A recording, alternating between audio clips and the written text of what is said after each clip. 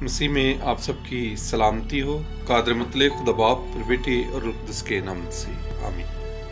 آج کی پہلی تلاوت ہمارے لیے دوسرا سیموئیل اور اس کے پہلے باب میں سے لی گئی ہے۔ کس طرح سے بہادر لڑائی میں گر گئے اور مر گئے۔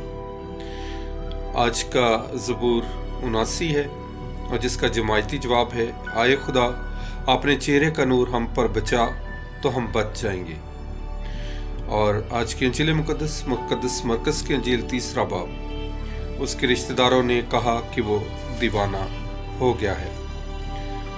میرے عزیزو، خدمت اور رسالت کے میدان عمل میں وقت اور حدود طے نہیں کی جا سکتی۔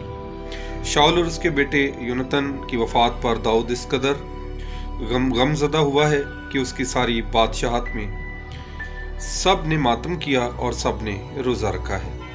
اسی طرح سے یسوع مسیح لوگوں کی ضرورت میں ان کے کام آتا ہے، انہیں شفا دیتا ہے اور ان کی خدمت کرتا ہے، اور اس مقام تک پہنچ گیا کہ اسے اور اس کے شاگردوں کو کھانے پینے کی بھی فرصت نہ رہی، یعنی وہ لوگوں کے ساتھ مکمل طور پر ایک ہو گیا تھا۔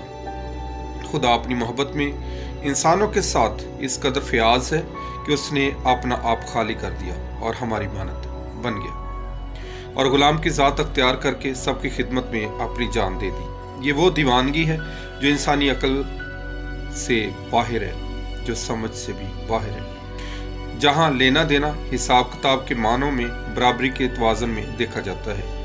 لہٰذا ہمیں اس خدمت اور رسالت کے عمل میں وفادار بھی رہنا ہے، صبر اور ہمت سے کام لینا ہے، یہاں تک کہ اپنوں سے بھی مختلف طرح کی باتیں سننے کو ہمیشہ تیار رہنا ہے، لیکن دوسروں سے محبت کرتے ہوئے، انہیں من پسند جانتے ہوئے ان کی خدمت کرنا اور ان کے دکھ میں دکھی ہونا اور حاضر خدمت ہونا ہمارے لیے ضرور ہے، کیونکہ خداوند یسوع مسیح ہماری خوشی میں ہمارے ساتھ، ہماری غمی میں ہمارے ساتھ، اور جب ہم بیمار ہیں تو وہ ہمیں شفا عطا کرتا ہے۔ خداوند یسوع مسیح آج بھی ہماری زندگی میں معجزات کرتے ہیں۔ خداوند یسوع مسیح کی ذات کو جاننے اور پہچاننے کی ضرورت ہے۔ آج کا دن میرے لیے اور آپ کے لیے باعث برکت ٹھہرے، مسیح یسوع کے وسیلے سے آمین۔